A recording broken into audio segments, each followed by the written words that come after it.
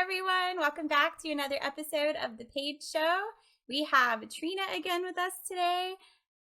Hi, Trina. Hi everybody. And today we are talking about rituals.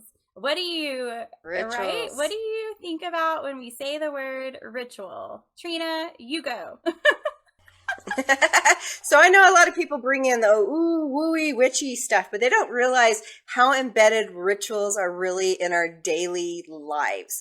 Rituals are a foundation for what we go through. And right now it's more important as we're moving through this pandemic to bring rituals into your life. So what do I mean? They anchor us and connect us to not only ourselves and spirit, but they also help us connect to our families and to our communities. That's huge, right?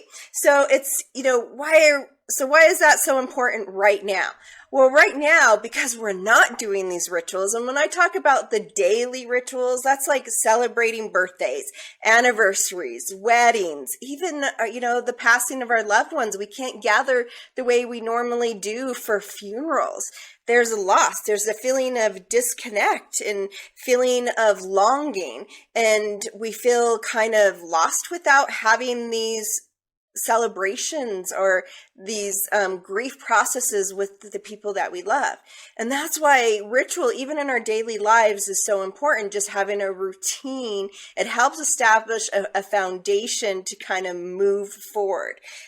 So we have, like, I was just talking about, like, the rites of passages. How many do you take a picture of your kids the first day of school? Oh yeah. Yeah, the first. Yeah, and people are retiring. We're missing our concerts and our events of connecting. Rituals are part of all of that. We think it's very separate and it's woo-woo and it's just like, us doing certain things. So there's different types of rituals, and how can we connect and kind of lay them out in our lives?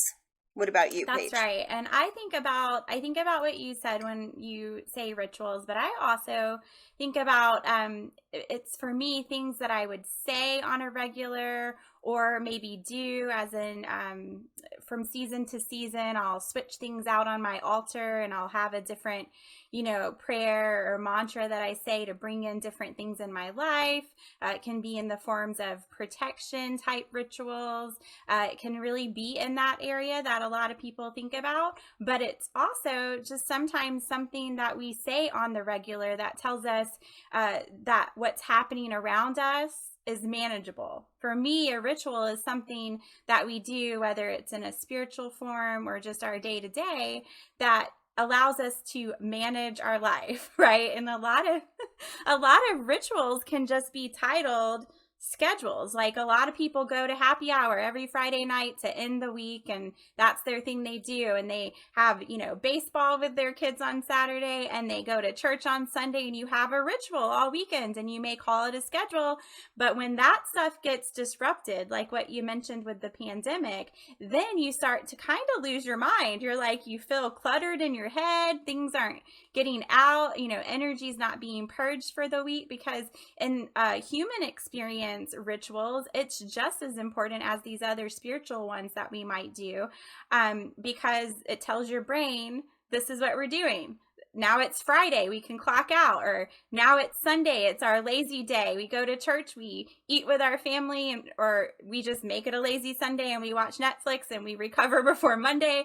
Everybody has a ritual, and I don't, that's okay. And I don't think that it's really, there's no one size fits all. It's really what you look at in your life that you're doing that helps you know that you're maintaining your life, or you have some sense of control, of a management of what's going on. And on that note, I do like to point out that we want to look at the rituals that we're doing and just make sure that they are serving us, that they're not bogging us down, because we do have those things we're talking about that are rituals, but not necessarily the ones that are good for us. Ones we have to evaluate as to whether or not that's what we need to keep doing. It's not working, I always say, look at it and how you feel after you're doing it. Rituals are meant to be grounding, and like you were saying, they help center and balance our energetic field, and they help bring in balance to our mental well-being. And so if it's causing stress for you to be doing this part of your ritual or worrying about it and that it has to look a certain way, well, you're missing the point. You're missing the bullseye. And so you're just that's not the point of ritual. Ritual is about to bring balance and harmony in different ways into your life. And it could be something just as simple as, you're humming a certain song when you're getting dressed. People think it has to be a collective list of all these things, and I need to have all these supplies to do ritual. And it's not. It can be something as simple as, being mindful when you're cutting your carrots for dinner, and, putting that love and intention into that food, and seeing how it's going to nourish your body, how it's going to nourish your family. It's very simple things that we don't even realize is ritual, right. Or ritualistic, right? That makes me think about a couple of things. And I can't wait to have you share this too, because your kids are ahead of me as far as age, but I'm sure as a mama, you're going to remember what I'm about to bring up with my kids. Even our kids create rituals, specifically around bedtime. My children have this saying that they like to do with me and their dad, totally different, that they've created. And you can just see their little brains clock out. It's time for bed. They've accepted that once they've said their little spiel, and it's very unique, and you can see how they created a ritual without even knowing yet, or not being at the age to understand what that is. So it's really human nature. It's kind of innate in us that we create these rituals without even knowing it, at first. And kids are a good example of that. So when you're tucking your kids in for bed, and I know we're exhausted mamas and daddies, and you're just like, please go to bed. That's your last drink, enough. We all have those moments, but just really let your kids get out whatever that is, because that's their ritual to say, I feel safe now to go to sleep. Now it's telling their little brains, I can go to sleep. It's that time. And you got to kind of let them go through that, because there's a lot of things these little light people are doing that if we don't pay attention to, we'll miss. But that's just a good example in my mind of how it's in us as humans. We just know to do that. And then one that I do personally for me is laying in bed in the morning before anyone knows that my eyes have opened. That's such a mom thing to say. I'm all like curled up away from everyone. I know. I'm like in the fetal position. And like, just don't move and don't breathe really heavily. It's got to look natural. Yeah, don't let them know the gears are turning. Right? So that's not, they're part of the ritual, people. Maybe it is. But so that's what I do. But every morning when I'm in that like fetal position before I'm ready to get, my ass kicked for the day,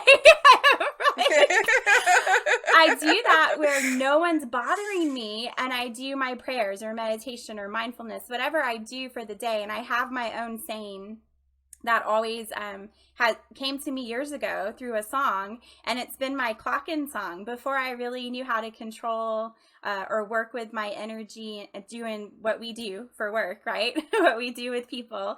I had that song, Spirit gave me the verse of it, and when it would play in my head, I knew it was time to clock in. Well, that song is still very special to me, and so I'll like hear that come in the morning, and then I know in order, like the things that I check my list off of my ritual prayer, like covering my kids before we're leaving for the house, and my other half, and all my loved ones. And there's a specific order that I go in, and I do it every single morning. It's a great ritual. It helps me kick off the day, and it's getting in that meditation piece that sometimes we'll miss out on, right? If we get really busy in our day, or if it hasn't become like just part of us. So I thought about that when you talked about the carrots and the cutting up of. Well, yeah, and I think especially us, we know how important our thoughts make our everyday unfolding, Hmm. right?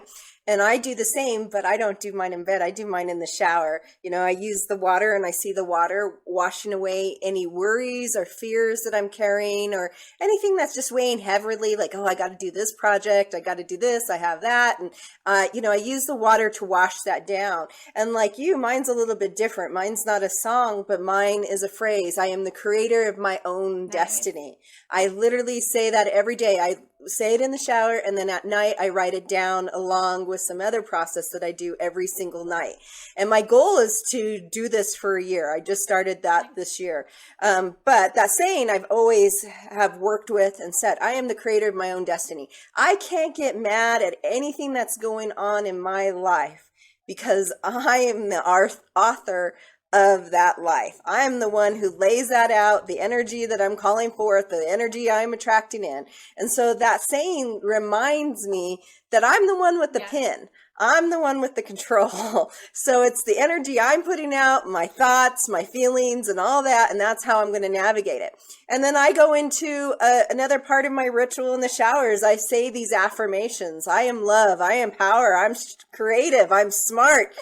You know, I bring in an abundance. I attract love. I attract connections, and it brings in that energy. And so it becomes this mantra inside my head when I'm starting to feel a little bit bogged down through the day. I can find myself pulling in those same sayings to charge my energy, to remind myself that I am that author with that That's pin. right. And yeah. And it's, you know, people think that it has to be this long drawn out thing. And it's no, it's something. Literally give yourself 5 minutes, I promise.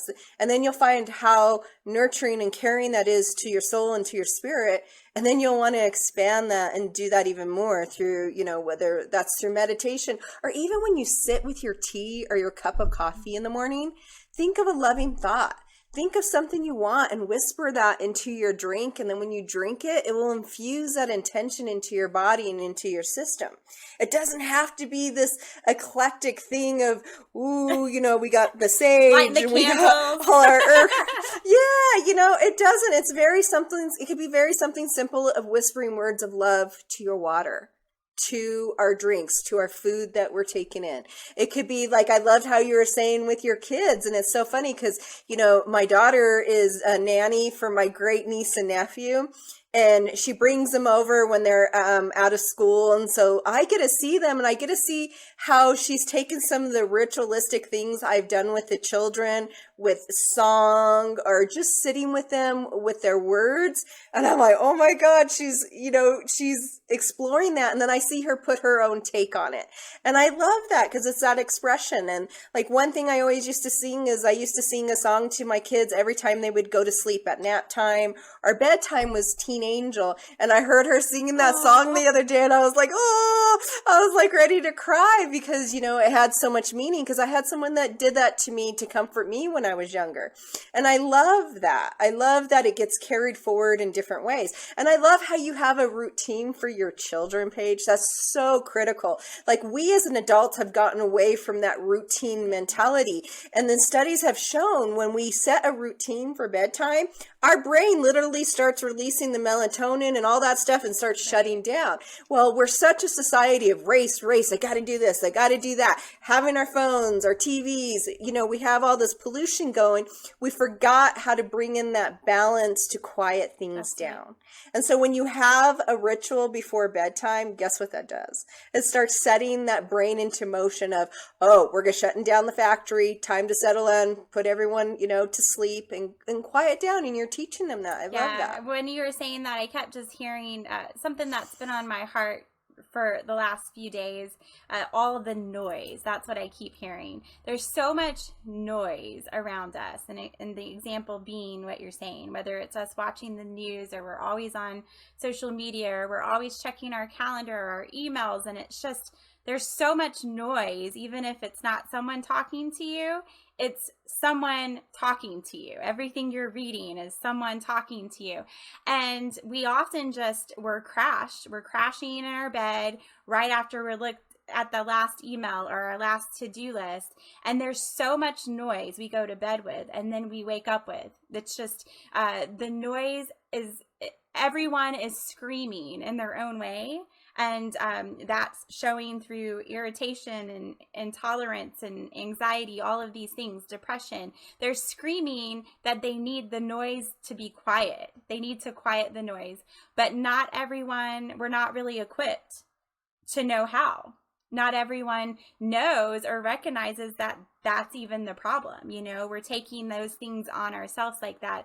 It's us. And when you talk about the affirmations as part of your rituals, I think that's huge for people. And I don't think that we often don't give those enough time to come to fruition, or we don't give enough belief into what we're saying. And it really tells you a lot about your path and your story and how the divine connects with you based on what comes to you, like what your saying was. Because I love that, because knowing you, that's a total you thing. I get that, right?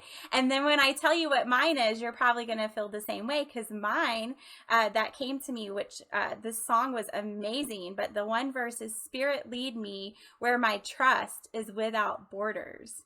Like, that is my thing. And you know me and my path, how that's so Spirit talking to me. So there is good noise that we pull from songs or TV shows that inspire us or YouTube videos that inspire. There's good noise, but there's a lot of noise that is not serving us.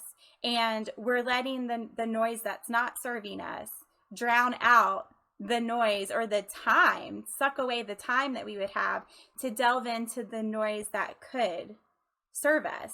And so on the topic of right before bed, if you're gonna be a techie person that you know, maybe your ritual is you need to watch something before bed, or you need to listen to something before bed, I would encourage you to pick the right noise to listen to help do what we've been talking about, shut you down, or tell your brain it's time to clock out, so you can get that real deep rest that is also the lack of contributing to so many issues we're having in society right now, of these things that we're calling mental health issues. They are, but what's the cause of it? We've got to get to the cause of it. Well, yeah. I mean, and when you're talking about, when you're saying that, like the noise, right? So we have this with the good noise, you were saying. It has this nice little even kill, and then the noise goes over like this. You know, it's like that scratchy on it, fingers on a chalkboard, right? And so we do have to be conscious and aware, because whatever we're watching and whatever we're feeding ourselves, and you know, when we think of noise, you have to think of it as feeding your soul, your body, your energetic things too. It's just not food we feed ourselves. And so it is really important to, what are you watching towards the end of your sleep? Because that will dictate your dreams. Pay attention to what your dreams are telling you. If you're having really stressful, high angst dreams, then what did you watch before? What were you focusing before you went on to bed? Or what is going on in your life that's bringing that outside noise? And right now, like you were saying, people, the noise is amped up, right? It's like outside in the atmosphere, everything, because we have not only this pandemic, we have all these souls leaving the planet, we have global warming, we have all these huge things that are going on, and we can feel that noise. It's just not hearing it. I feel like it's so loud you can actually feel it in your energetic and physical body. So it's learning, how do I ground myself so I'm not taking that on? And I love that, like listening to your songs. And I have to say, I love your song. Of course, that's totally fits you, right?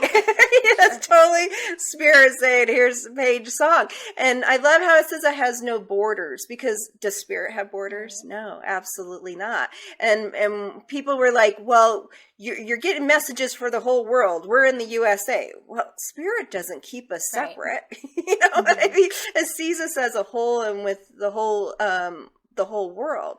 And I love how you do that. So how can you reduce some of that noise in your life? How can you reduce some of that things with ritual to reduce some of that noise. And so it is like you were saying, listening to that high vibing music, or a book. When you read your book, you switch it. Maybe you like the crime scene ones and you switch it to something that's more empowering right before bedtime.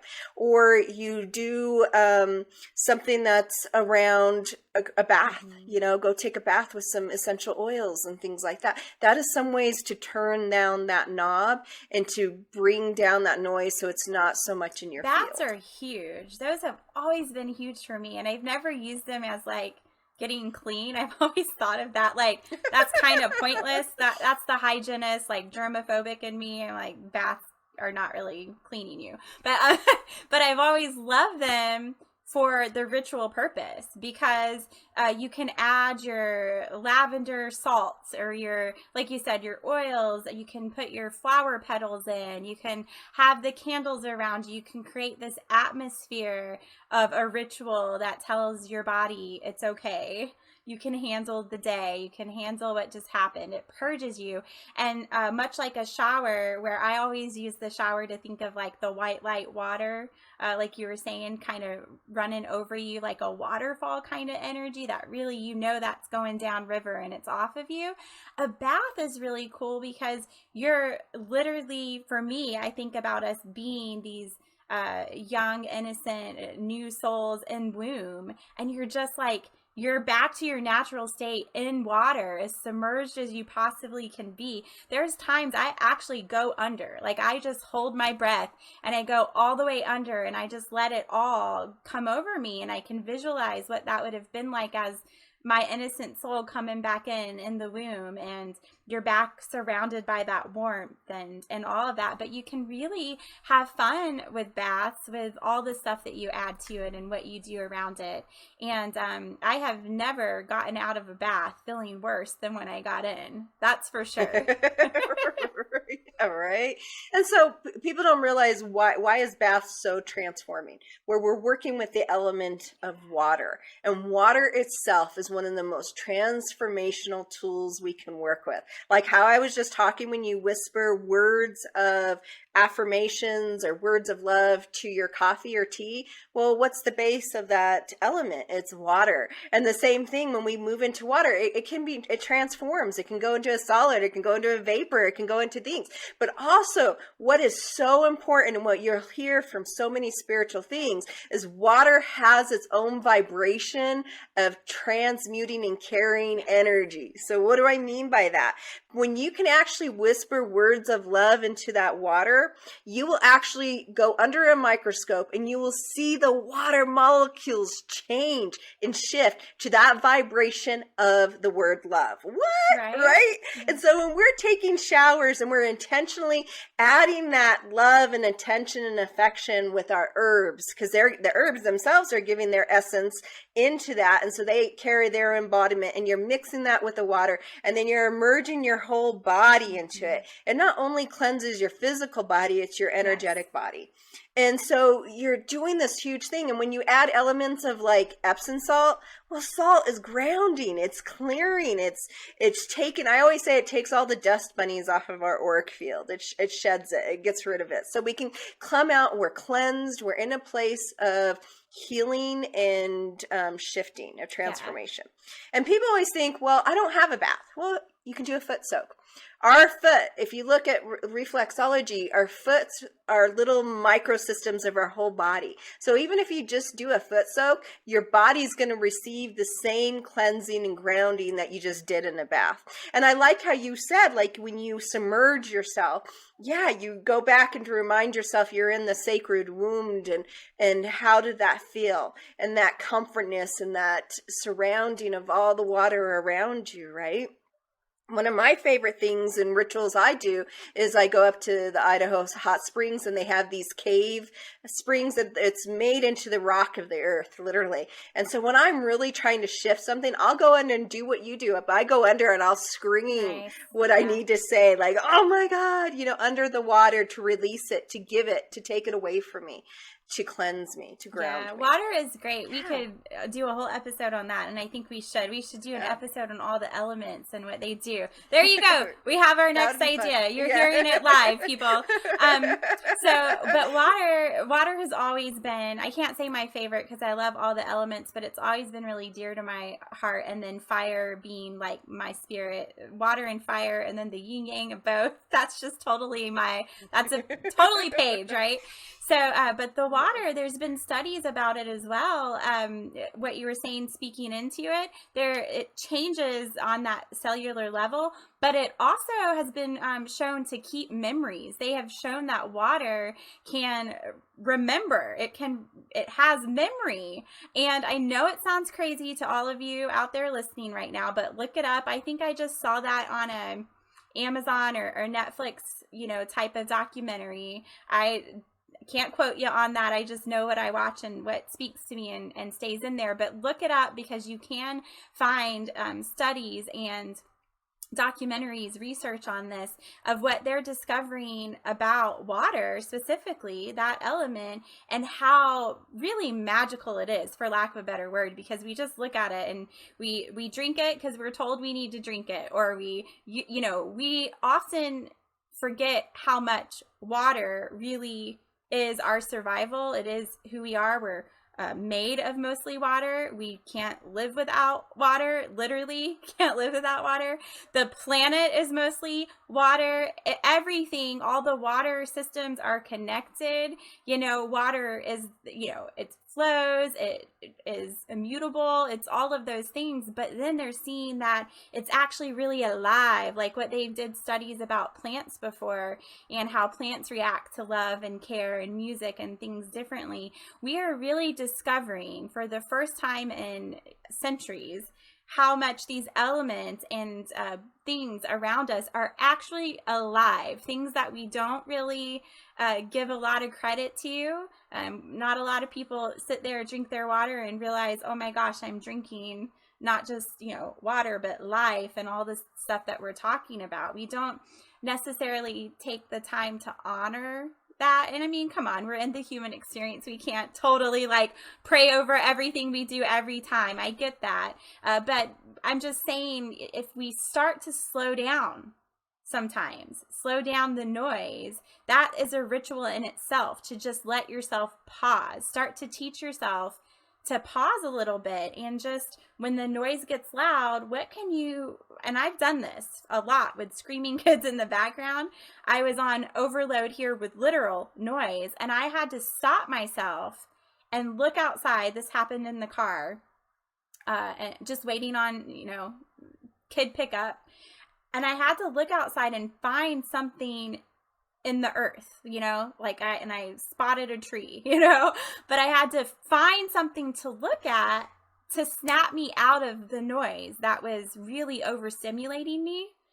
And I found the tree at that point, but my point is that it taught me a ritual of pausing instead of letting something overtake you. You can train your brain to snap out of things just simply by pausing. So that in itself is a great ritual. Pause before you lose your mind.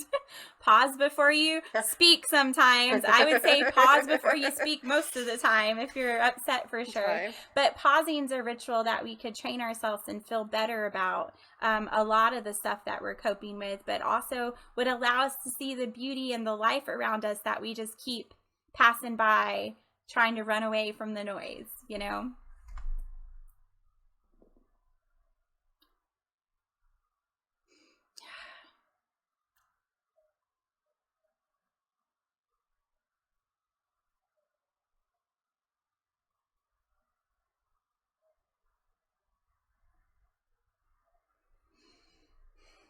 Mm-hmm. Yeah.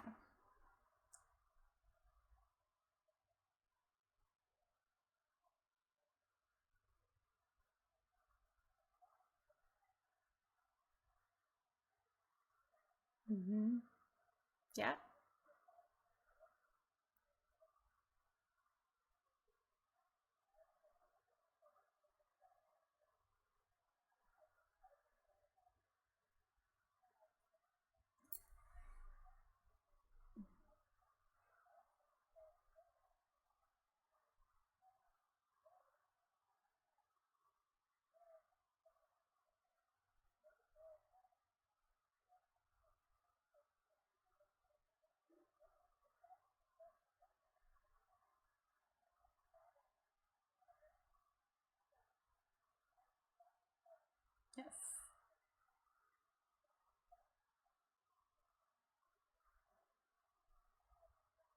Yes. Your affirmations come back to affirmations. When you're speaking to yourself, all of you that is water, that memory is remembering what you have told yourself. It goes to the core of what makes you you. It stays in that water. It allows you to let that flow throughout yourself. It stays in our brain. It helps rewire these paradigm fake false beliefs, these things that need to be switched on and off. But the water piece, I think we're on to something with that, where it really helps everything that you talk to yourself about. It helps hold that in and moves it through your body, literally and spiritually. Yeah, absolutely. And I love one of the things, as I always say, like any drink of water, it's been here millions of years. You're taking that millions of years imprint into your system. Right. That always like blows my mind, because we always think, oh, the water's here now, came from the cloud.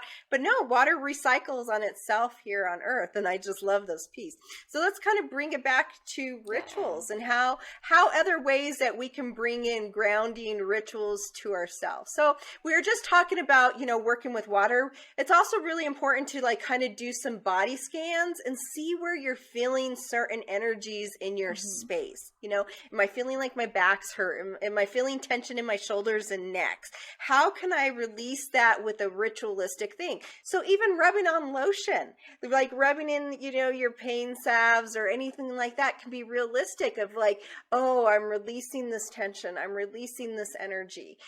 You can do it through mindful walking. How many of you guys go for a walk and you have music, or you're talking to friends? I say, take a chance to put that phone away, turn it on, do not disturb, and really pay attention to the sounds that are around you, to nature. How are the clouds moving in the sky? How is your footsteps sounding on the ground as they hit, the pebble or the grass or the pavement?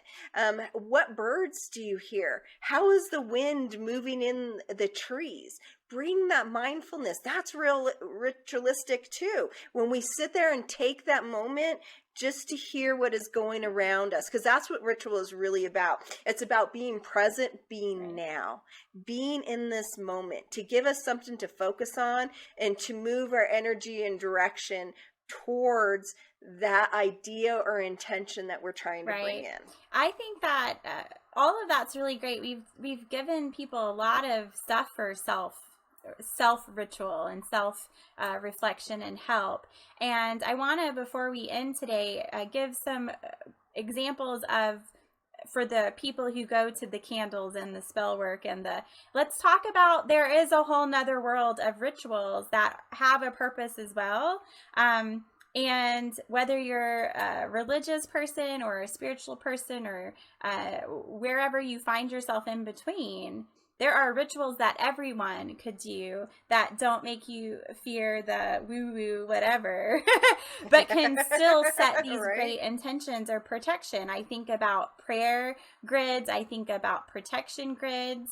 All of those things that you can have. I think about that with the altars that I talked about earlier, how you can change them out per what you're going through. And I like to put items on my altar and switch out my crystals based on what I need the energy in my space or that part of my life to be right now, whatever I'm going through. And you can bring it in from an intuitive place. You can just know, like, I want this color stone or this color candle or whatever. I want sweetgrass instead of sage this time or whatever that may be. But you also can just research things because we don't know everything, right? And you can just say, why am I drawn to look up this or the meaning of this animal? I have a lot of animal symbolism on my altar, and if you don't know, look it up. There's nothing wrong with that. It's great. You're still teaching yourself something, and add those things to an altar or a part of your house or your space, like the entry of your door. What kind of energy do you want coming into your house? Create an altar there, or have a ritual that you do that keeps that space sacred for you. Or sometimes even how you greet someone when you allow someone to come to your house and enter, and I say allow because I really like my space is very sacred. I just, I'm really, really aware of energy. And Likewise, I know that you are. You have beautiful like rose quartz outside your door and all of this stuff. So I want to talk about some of those for giving people other options.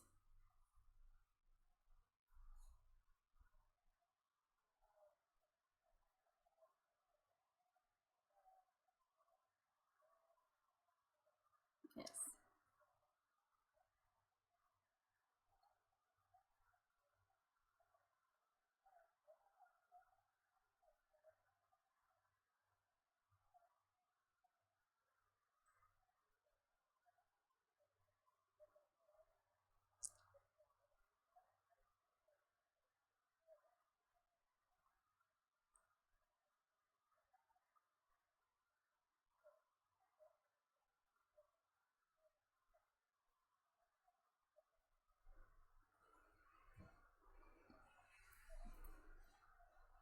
Yes.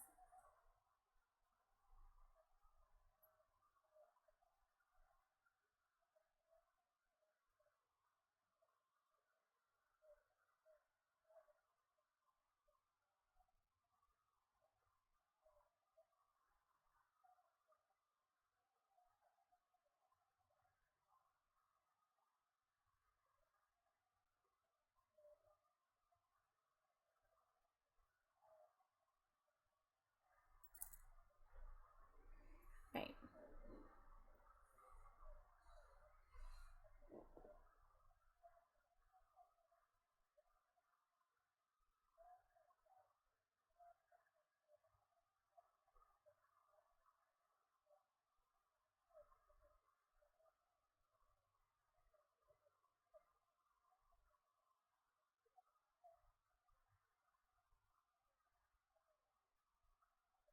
Yeah, and um, when you do that,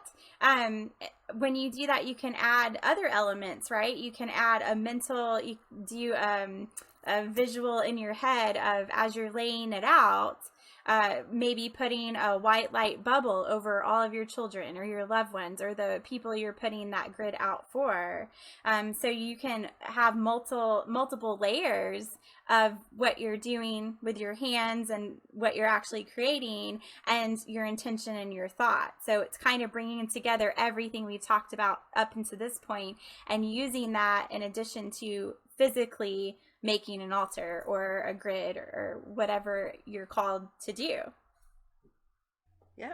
And you got to also understand when we work with altars with our intention, it's very I hate using this word, but it's very intentional. It adds that extra energy because you're actually putting that time, that intention and that focus as you're setting that grid, you're setting those crystals, as you're working with the herbs that you're working with, and that, that's intention the whole time. You're putting that huge amount of energy towards that. It's not just the simple little, oh, I'm going to think of protection. And I mean, that's great. But when you sit there and take the time, that's the thing, the time that you invest in it, guess what you're building? You're building a stronger foundation for that intention or for that energy that you're laying in front of you. Are for others, right?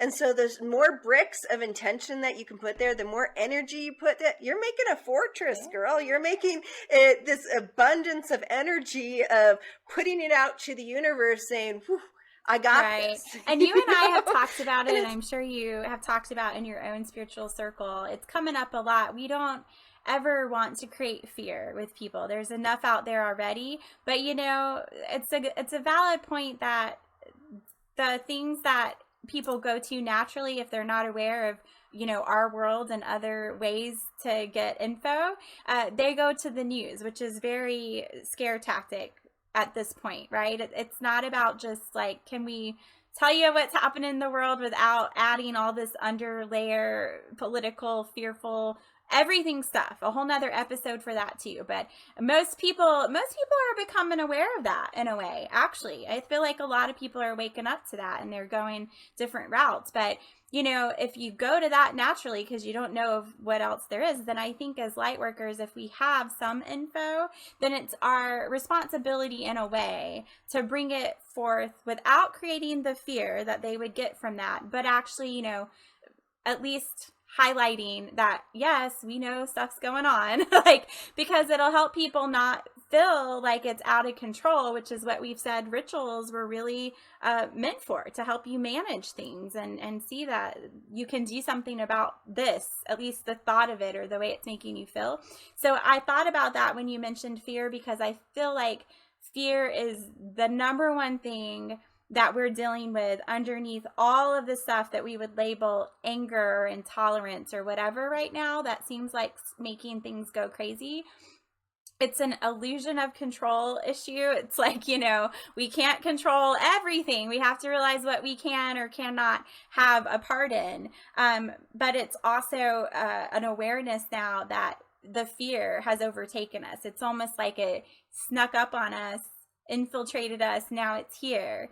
And these rituals can really, really help calm that fear, while also learning about what it is that you're actually fearing, what it is that you're actually feeling, and is there really a threat or not? You mentioned the aliens. We know, and it's come out with the government, that you can't really deny that there's other life forms anymore. They have caught it on camera. There are government documents that you can go and read, and they're unsealed now, people. And so you can live in denial, or you can, start to see that some of this stuff is coming up. Some of us need to live in denial. That's a coping mechanism. So you do you. But but it's also like there's just so many things that we could have doubted before that is starting to come forward, and that alone is also creating a lot of fear. And so I feel like we need to collectively be able to help each other, whatever way can speak to each other, to get a grasp on that. And so, rituals may help you and not the next person, but it's going to help somebody, what we're talking about today. That is for sure. And so if we think about a specific ritual we could do to help calm the fear that's out there right now, what would be one that comes to you? Oh, for me is writing down your fears on a piece of paper. Give it a voice. I even did, when this first started, I did a video on how to do a releasement ceremony around fears, and write it down. Go truthful with it. What are you really afraid of? And what are the chances of it happening? And if it did happen, what can you do to bring in, support and stuff like that? And so it's writing it down. When we give a voice to our fears, it doesn't have its claws or thorns into as much. It gives it a less of an expression of its hold on you. And so write it down and burn it. Do some kind of ceremony and ritual and acknowledging that those fears are there. Because no matter what, we're here in the human experience. And things that we don't understand or that we can't control, that element of fear is going to lay in there. So instead of letting the fear be the driver, it's you taking back control of that wheel, having that expression with it, and focus on what can you control. What are the pieces that you can control in your life? I can watch the news less. I can work on my mental and emotional health through journaling or through meditation and stuff like that. So I don't let the fear be my driver. That's the biggest things that we can do. Because like you said, we're in a point where we can't control this. We can't control, you can sit there and I was having a conversation with she was really mad at one of her friends and she's like, but I can't control her actions. And I said, exactly. All you can do is control either your reaction to it, and how are you going to respond? And it's not about you taking on your responsibility, because you can't control another person. The only person you can control is your mind, your thoughts, your emotions, right? And so it's learning how to bring balance into that. And so I like I said, write it down, give it a voice, release it. And you know what? For those, what about you? For those unknown things, so what you are talking about is really good. I like to write stuff out just to clear my head all the time with fear or any of it. I like to call it my worst case scenario.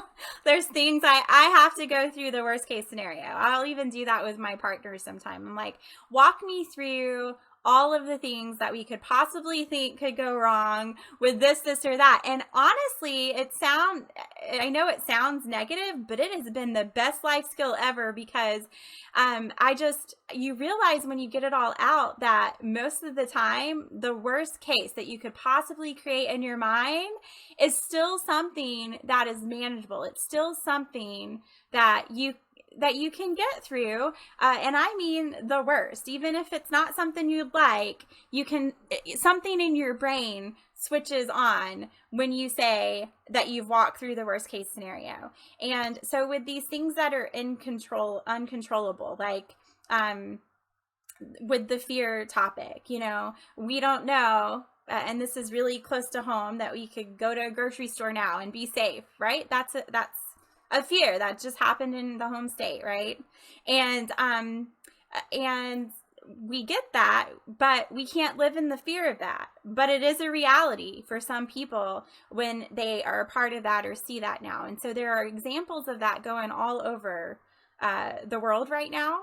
And when you have one of those situations, to really calm yourself really comes back down to your connection to source, is what I believe. Because these rituals we're talking about today, ultimately what they're doing is keeping your connection to source alive. It's keeping your knowing alive. It's keeping your intuition alive.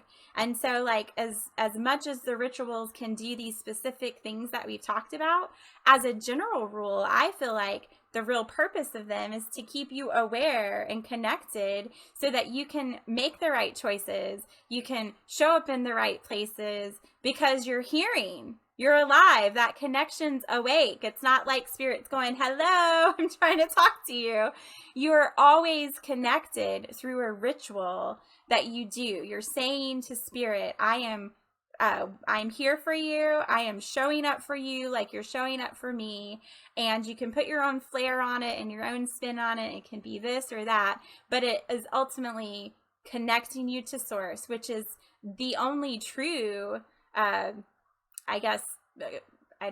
resource or fix to all of this, in my opinion. That's really the only fix, is if we are connected, we are more of a love and a light and we're in a better place, but we're also in tune and we're aware. And so I think for the fear factor, getting connected is huge, and using some of these rituals is huge, and visualizing what you want when you're headed to the store. You have a white light around your car. You have a white light around the building before you enter. You have a white light around you as you're walking in. Things like that.